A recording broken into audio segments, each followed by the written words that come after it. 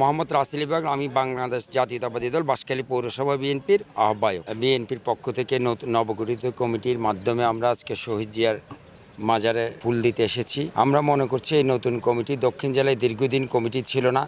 এই নতুন কমিটির মাধ্যমে দক্ষিণ জেলার সম্পূর্ণ সঞ্চার এসেছে, নেতাকর্মীদের মধ্যে জোয়ার এসেছে এবং বাংলাদেশ জাতীয়তাবাদী দলের যেই দুর্দিন গিয়েছে সেই দুর্দিন অতিক্রম করে যে তারেক জি আমাদের মাঝে যে নতুন কমিটি দিয়েছে, আমরা মনে করি এই কমিটির মাধ্যমে দক্ষিণ জেলা আবার পুনর্গঠিত হয়ে চট্টগ্রামের মধ্যে একটি নতুন চাঞ্চল্যকর ইতিহাস সৃষ্টি করবে ইনশাল্লাহ। যেহেতু আমরা চট্টগ্রাম দক্ষিণ জেলার বাসিন্দা, আমরা 6টি আসন আমাদের ছিল এবং আগামীতেও আমরা এই আওয়ামী লীগের বিরুদ্ধে যে আন্দোলন সংগ্রামে বাংলাদেশ জাতীয়তাবাদী দল চট্টগ্রাম দক্ষিণ জেলায় সর্বোচ্চ ভূমিকা রেখেছে। আমরা মনে করি চট্টগ্রাম দক্ষিণ জেলার মাটি বাংলাদেশ জাতীয়তাবাদী দলের ঘাঁটি এবং বেগম জিয়ার আস্থাভাজন যে নেতৃত্বে ধানের শীষের প্রতীক নিয়ে যাবে, আমরা বাংলাদেশ জাতীয়তাবাদী দল থেকে চট্টগ্রাম দক্ষিণ জেলার সমস্ত আসন ইনশাল্লাহ বেগম জিয়াকে উপহার দিব। অতীতের সংগঠন আগেও সংগঠিত ছিল, বর্তমানেও সংগঠিত আছে।